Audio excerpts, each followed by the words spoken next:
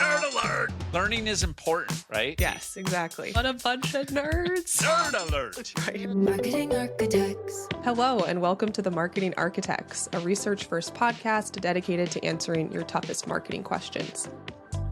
I'm Elena Jasper. I'm on the marketing team here at Marketing Architects, and I'm joined by my co-host, Rob DeMars, the Chief Product Architect of Misfits and Machines. Hello. Hello, we're back with your weekly Nerd Alert. Every week, I'll take a deep dive into academic marketing research and translate its complex ideas into simple, understandable language for Rob. And of course, for all of you, are you ready to nerd out, Rob? Oh, I just cracked open a fresh pack of graph paper, and the smell is intoxicating. Hit me. All right, let's get into it. As always, we'll link the research we cover in the episode notes. This week, I read a recently published paper titled Gift Experience in Marketing, a systematic review and future research agenda. This is by Harsha Tyagi and Zillar Raman from the Indian Institute of Technology, published this year in 2025. It's a systematic review of 62 studies about how people experience gift giving and receiving, and how those experiences shape emotions, relationships, and brand loyalty. But before I get into this research, Rob, how good are you when it comes to choosing gifts? I am amazing.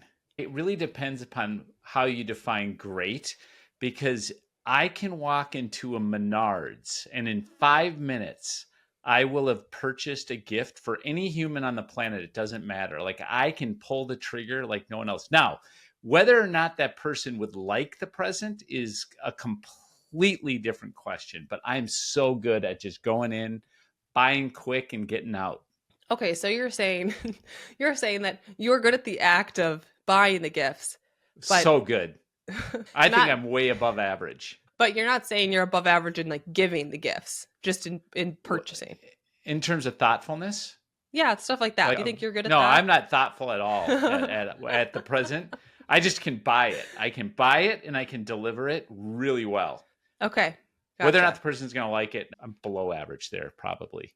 But Okay, I'm yeah, really so- good at pulling the trigger. I don't spend a lot of time thinking about it. I just go in there, get her done, check Yeah. that box, and I'm ready. Okay, I think I know the answer to this, but when you're going and you're picking out these gifts, you're not really thinking about the reaction of the other person, like the different journey you're going to go on to give it to them when they unwrap it, when they use it. That's Never. not top of mind.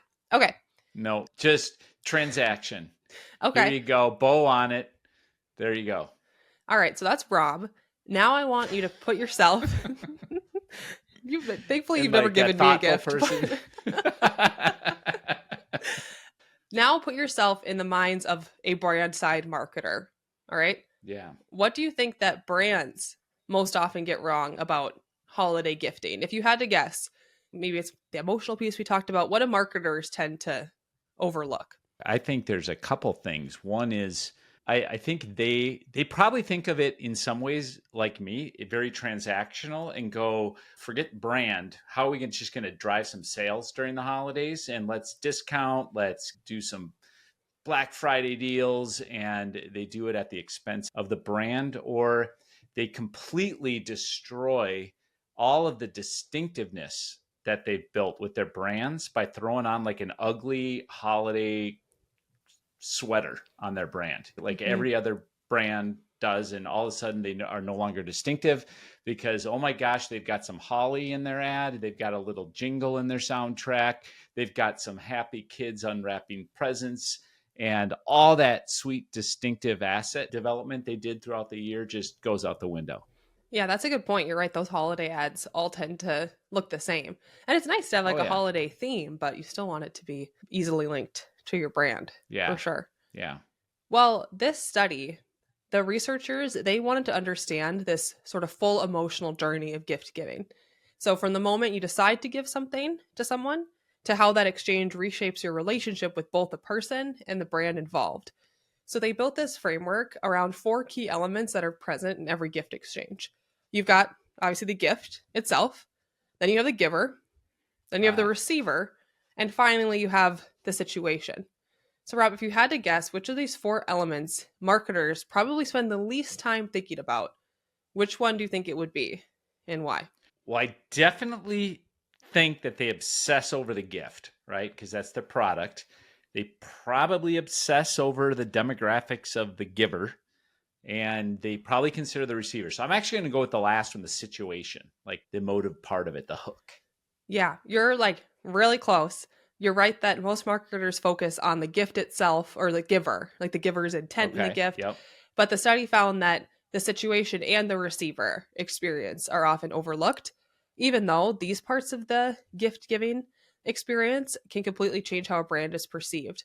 So, when these four elements come together, they create three types of outcomes: cognitive outcomes, what people think about the product and the brand; affective outcomes, what they feel; and behavioral outcomes, what they do next, like maybe making another purchase or sharing the brand experience. But these outcomes obviously don't happen all at once, they unfold over time.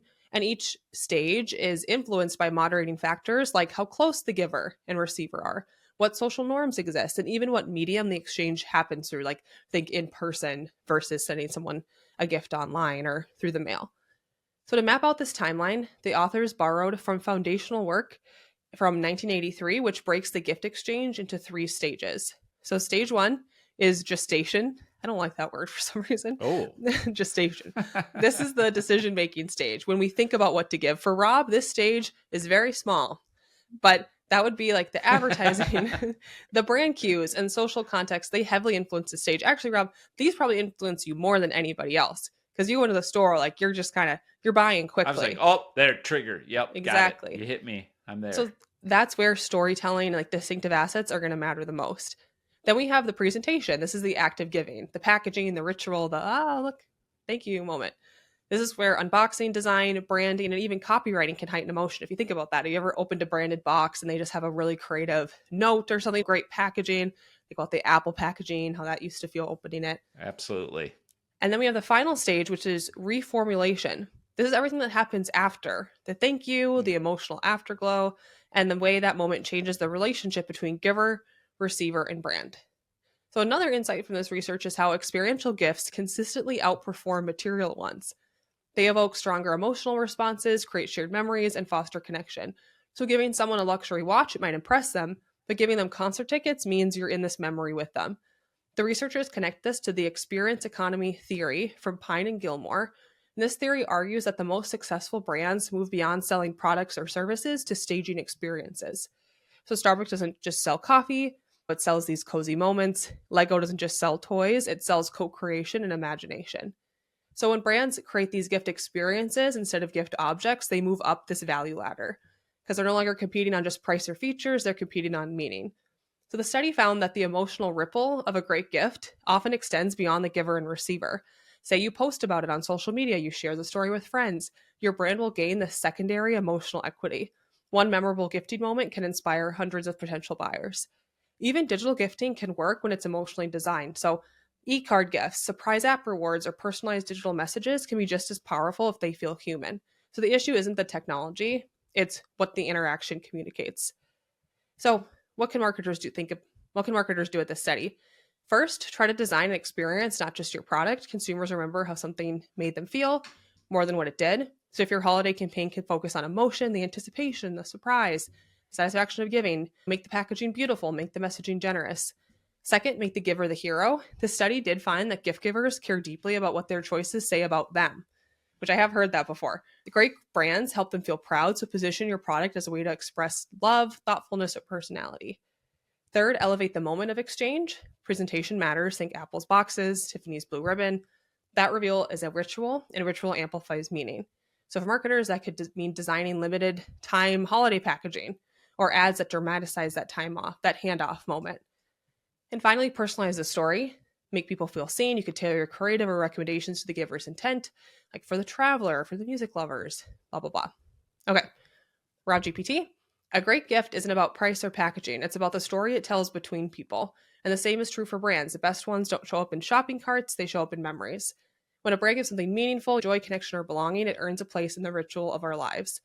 That's the real goal, to move from being a product people buy to an experience people share. Because the greatest brands, like the greatest gifts, don't get purchased, they get remembered. All right, Rob, a little holiday theme. Wow. This one really helped me not just from a marketing perspective, but from a personal one, because I'm realizing that those leather mittens that I'm getting at Menards for my wife it's probably not a good idea. I should be thinking deeper about it and thinking about the emotive. Yeah, so that's good. No, that's very good. You like these like brands could think more about, okay, who's receiving the gift, not just who's buying it. What does the gift look like? And then what's it going to be like when they get it, when they open it? Kind of becomes a category entry point in some ways too, doesn't it? Just like if you're thinking about it from that way. Yeah, cool. Definitely. Like gift giving is such a big opportunity. Some brands, they depend on it. That's where most of their revenue comes from, is from holiday gifting. That's it for this episode of The Marketing Architects. We'd like to thank Taylor De Los Reyes for producing the show. You can connect with us on LinkedIn, and if you like the podcast, please leave us a review. Now go forth and build great marketing. Marketing Architects.